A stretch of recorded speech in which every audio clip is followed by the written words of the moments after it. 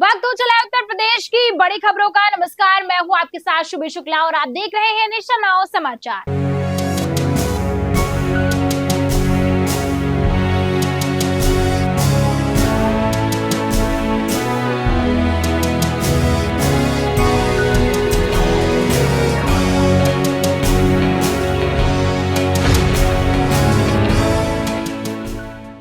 अमेठी के मुंशीगंज थाना क्षेत्र के कमला नगर के पास दो बाइकों की आमने सामने जोरदार टक्कर हो गई।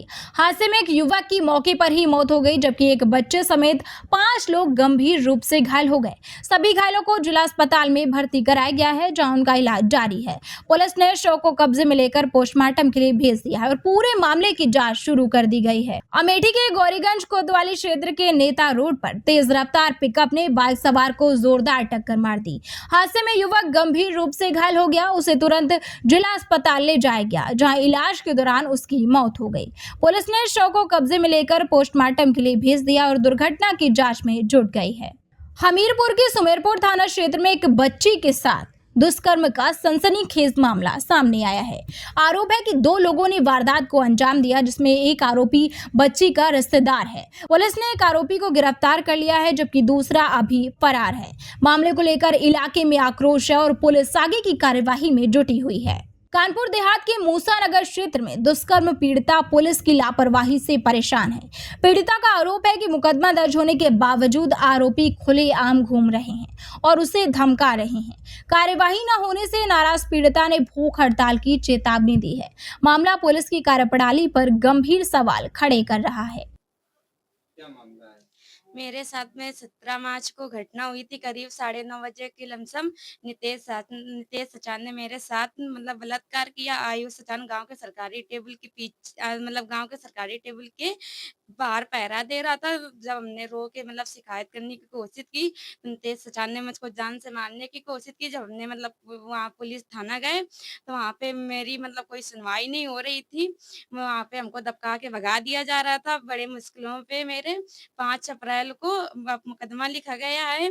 मेरी जब से कोई कार्रवाई नहीं हो रही है और जो आरोपी हैं वो खुलेआम घूम रहे हैं, हमको जान से मारने की धमकी दे रहे हैं। वो किसी दिन हमको जान से भी मार सकते हैं, पर मेरी कोई सुनवाई नहीं हो रही। एसपी ऑफिस में जाओ तो वहाँ बोलते हैं कि मेरे ऊपर से दबाव है। जब डीएस मतलब एसपी मैम के यहाँ जाते हैं तो वहाँ पे बोला जा रहा है मेरे ऊपर दबाव है। मूसनगर पे थाने पे जाओ तो बोलते हैं ऊपर से मेरे ऊपर दबाव आ रहा है। मेरी कोई कार्रवाई नहीं हो रही है। मतलब इतने हम मजबूर है कि मतलब किसी को मुँह दिखाने के लायक नहीं बचे हैं हम। ना मेरी कोई सुनवाई हो रही है। अगर मेरी कोई सुनवाई नहीं हुई तो भूख हड़ताल पे बैठेंगे जाके। अच्छा, वहाँ गए थे, सीओ के यहाँ गए थे, मैडम से मिले थे? हाँ, मतलब मिले थे तो वो बोल रही थी कि मेरे ऊपर से दबाव है मेरे। मेरी कोई सुनवाई नहीं हो रही। वहाँ जाओ तो वहाँ पे बैठारे रहते हैं, कोई सुनवाई नहीं करते हैं। कितने दिन हो गए मामले को? कम से कम 1 महीने हो जा रहे हैं भैया। मेरी कोई सुनवाई भी नहीं हो रही है।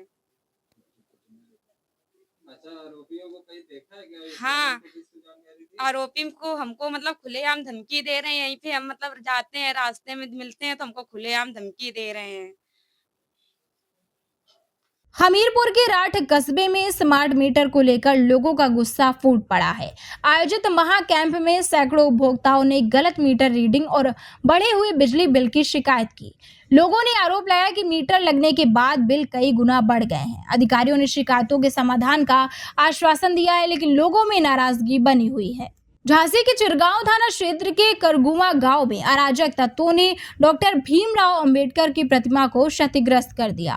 घटना के बाद ग्रामीणों में भारी आक्रोश फैल गया है। मौके पर भारी पुलिस बल तैनात किया गया है। ग्रामीणों ने दोषियों की जल्द गिरफ्तारी और कड़ी कार्यवाही की मांग की है। रायबरेली के नेहरू नगर क्षेत्र में एक युवक ने फास्ट फूड की दुकान में बैठी 2 युवतियों पर हमला कर दिया। मारपीट के दौरान दुकान में तोड़फोड़ भी की गई। बाद में आरोपी का भाई पहुंचकर घायल युवतियों को जबरन कार में बैठा कर ले गया। घटना से इलाके में दहशत फैल गई है। पुलिस जांच में जुटी है। क्या हुआ आपकी दुकान में? अभी मारपीट हुई है क्या? हमारी दुकान में 2 लड़कियां बैठ के खा रही थी। एक लड़का आया है, ये अपाची गाड़ी खड़ी है उसकी। वो आया, पहले उन लोगों से बैठ के बातें कर रहा था। उसके बाद अचानक से उस लड़की को मारने लगा। लड़की गिर गई, मेरी कुर्सी टूटी, उस लड़की की नाक से ब्लड आ गया, बेहोश हो गई वो लड़की। दूसरी लड़की पानी मांग के उसको होश में। हम उस लड़के को रोकने का जब प्रयास किए तो वो हमको गाली दिया, जाति सूचक गाली दे के भाग गया। बोला मैं डॉक्टर साहब का भाई हूँ, अग्रिम हॉस्पिटल में कोई डॉक्टर है, उनका भाई है। और वो लड़की को मार के गया। फिर उसके बाद उनके भाई हैं डॉक्टर साहब, वो कह रहे हैं हमारे घर का मामला है, अगर मारा है तो तुम हमसे लेन देन करके मामला सुलटाओ और हमको गाड़ी ले जाने दो, हम यहाँ से डॉक्टर हैं अग्रिम हॉस्पिटल के। कहाँ का मामला है? क्या है, लड़की को अपनी कार में बैठा के कहीं भेज दिए। कहाँ का मामला है? मामला है नेहरू नगर का। हमारी फास्ट फूड की दुकान है योगी फास्ट फूड कॉर्नर की। हम दुकान खुद चलाते हैं और हम दुकान पे ही थे। इसकी सूचना किसी को दी अभी तक? हमने इंदिरा नगर पुलिस चौकी में कॉल किया है, तो दरोगा जी कोतवाली में है और दीवान साहब भी कोतवाली में है, कोई अभी आया नहीं है यहाँ पे। और वो लड़का फरार हो गया है मार के। और डॉक्टर ने कहा जो करना है तुम्हें कर लो, कुछ नहीं कर पाओगे तुम, हमारा भाई मार लिया है, घर की बात हम घर में समझ लेंगे। हरदोई में ट्रांसफार्मर से तेल चोरी करने वाले गिरोह के साथ पुलिस की मुठभेड़ हो गई। जवाबी कार्यवाही में 2 बदमाशों के पैर में गोली लगी, जबकि 8 आरोपियों को गिरफ्तार कर लिया गया है। पुलिस ने मौके से अवैध हथियार, नकदी, कॉपर और तेल बरामद किया है। गिरोह के अन्य सदस्यों की तलाश जारी है। आज दिनांक 17/4/2026 को प्रातः लगभग 4 बजे थाना अरवल पुलिस को थाना क्षेत्र में ट्रांसफार्मर से कॉपर व तेल चुराने वाले गिरोह की मौजूदगी की जानकारी हुई कि यह गिरोह कोई घटना करने की फिराक में है। इस सूचना पर थाना क्षेत्र में गश्त के दौरान हरपालपुर से चौसार रोड पर थाना अरवल पुलिस की ट्रांसफार्मर से चोरी करने वाले गिरोह से मुठभेड़ हो गई। मुठभेड़ में इस गिरोह के 2 सदस्य हैं। गजेंद्र पुत्र इनाम सिंह निवासी नगला कटी थाना पटियाली जनपद कासगंज के बाएं पैर में व सत्येंद्र पुत्र लाखन सिंह निवासी ऊनरपुर थाना मीरापुर जिला फर्रुखाबाद के दाहिने पैर में गोली लगी, जिससे वे घायल हो गए। तथा इनके साथी परवेश यादव, अनूप कुमार यादव, सुरेंद्र यादव जो कि जिला फर्रुखाबाद के रहने वाले हैं, रोहित यादव, मुनेंद्र यादव व अजय यादव जो कि ग्राम अजीतपुर थाना हरपालपुर जिला हरदोई के रहने वाले हैं को भी गिरफ्तार किया गया है।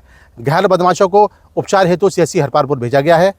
इनके पास से थाना कोतवाली देहात व थाना अरवल में ट्रांसफार्मर से चोरी हुए तेल व कॉपर को बेचे हुए 49,000 रुपये बरामद हुए हैं व एक अर्टिका कार व 2 अवैध तमंचे व कारतूस भी बरामद हुए हैं तथा इनके विरुद्ध विधिक कार्रवाई की जा रही है। अमेठी के गौरीगंज में नारी शक्ति वंदन अधिनियम को लेकर महत्वपूर्ण बैठक आयोजित की गई है। इसमें महिला अधिकारियों, शिक्षिकाओं और डॉक्टरों ने भाग लिया। बैठक में महिलाओं की राजनीतिक भागीदारी बढ़ाने और उनके अधिकारों को मजबूत करने पर जोर दिया गया। समाज में महिलाओं की भूमिका को और सशक्त बनाने पर विस्तृत चर्चा हुई। अभी नारी शक्ति वंदन अधिनियम को लेकर प्रेस वार्ता की गई थी, आप लोग शामिल हुए, किस तरीके से कार्यक्रम था, क्या है?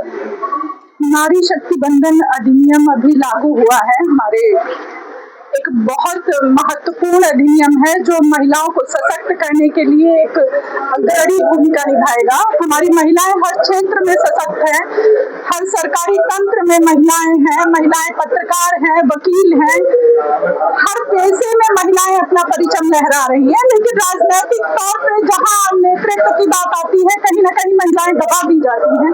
बहुत कम संख्या बल संसद में या पंचायत में या विधानसभा में महिलाओं का देखने को मिलता है। ज्यादातर पुरुष वर्ग हावी रहता है और महिलाएं जैसे संवेदनशील मुद्दे जो होते हैं, महिलाओं की जो आम समस्याएं हैं, महिलाएं पुरुषों पर ही निर्भर हैं, जो सही तरीके से संसद में उठा नहीं जा सकते हैं। तो महिलाएं जो ये अधिनियम आया है, इसके तहत महिलाओं को 33% आरक्षण मिल रहा है, जिसमें सभी वर्ग की महिलाएं सम्मिलित हैं।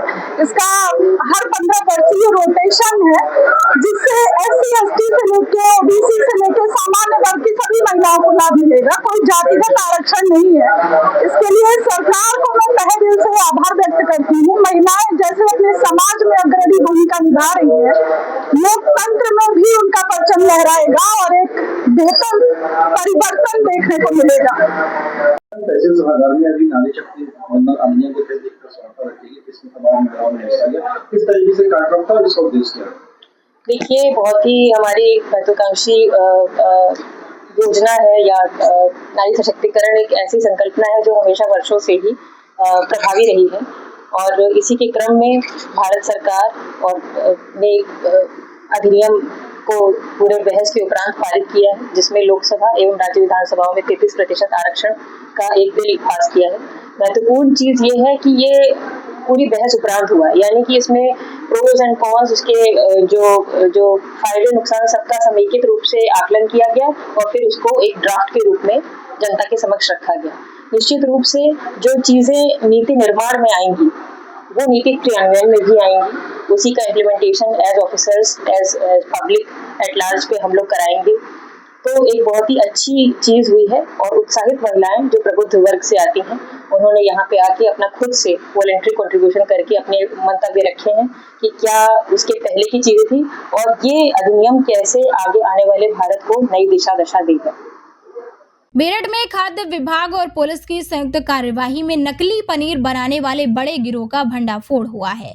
2 फैक्ट्रियों से 28 क्विंटल मिलावटी पनीर बरामद किया गया है। साथ ही पामोलिन तेल, मैदा और केमिकल भी मिले हैं। दोनों आरोपी फरार हैं। फैक्ट्रियों को सील कर दिया गया है और जांच अभी भी जारी है। बस्ती में शादी समारोह के दौरान एक कारीगर ने रसगुल्ला खाने पर 11 साल के मासूम को जलते तंदूर में फेंक दिया। बच्चा गंभीर रूप से झुलस गया और अस्पताल में जिंदगी के लिए जंग लड़ रहा है। घटना से इलाके में सनसनी फैल गई है। पुलिस ने मामला दर्ज कर आरोपी की तलाश शुरू कर दी है। देवरिया के महुआ डी क्षेत्र में पारिवारिक विवाद ने खूनी रूप ले लिया। भतीजे ने गुस्से में आकर अपनी चाची की फावड़े से हत्या कर दी। बीच बचाव करने पहुंचे 2 बच्चे भी घायल हो गए हैं। घटना के बाद आरोपी फरार हो गया है। पुलिस ने मामला दर्ज करके जांच शुरू कर दी और इलाके में तनाव बना हुआ है। झांसी में मसाज सेंटर में काम करने वाली युवती की संदिग्ध मौत के बाद मामला तूल पकड़ गया है। बॉयफ्रेंड शव को दफनाने पहुंचा, तभी पति मौके पर आ गया। पहचान और धर्म को लेकर विवाद हुआ था। पुलिस ने शव को कब्जे में लेकर पोस्टमार्टम भेजा है। पूरे मामले की जांच जारी है। नोएडा में मजदूरों से मिलने जा रहे समाजवादी पार्टी के प्रतिनिधि मंडल को पुलिस ने डीएनपी फ्लाईवे पर रोक लिया। कानून व्यवस्था का हवाला देते हुए हिरासत में लिया गया। नेता प्रतिपक्ष माता प्रसाद पांडे के नेतृत्व में निकला डेलीगेशन पुलिस लाइन्स भेजा गया है, जिससे प्रदेश की राजनीति गर्मा गई है। उत्तर प्रदेश में अप्रैल में ही गर्मी ने रिकॉर्ड तोड़ दिया है। कई जिलों में तापमान 40 डिग्री पार, बांदा में 44.4 डिग्री दर्ज हुआ है। तेज धूप और लू से जनजीवन प्रभावित हुआ है। मौसम विभाग के अनुसार अगले 3 दिन तापमान और बढ़ेगा, फिर हल्का बदलाव संभव है। तो ऐसे ही खास और बड़ी खबरों के लिए बने रहिए हमारे साथ और देखते रहिए नेशन नाउ समाचार।